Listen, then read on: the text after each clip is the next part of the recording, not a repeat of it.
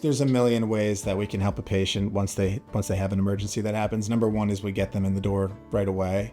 I think a lot of patients that we've actually met, that we've transferred from other offices, the number one reason why they've trusted us with their care is because we've seen them within hours of their emergency, and even sooner if they're able to get in the office sooner. So depending on what it is, the patient can either be treated for it that same day, or we can do certain procedures to essentially stabilize them and get them out of pain until we can see them for a full, appropriate appointment to treat the problem itself.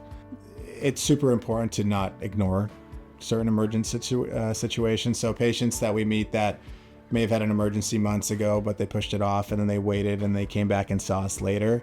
That could be the difference between having a tooth that's savable and maybe something that's become more complicated and might need implants and kind of all those words that patients don't want to hear. But time is everything, and that's why we try to get people in the door right away.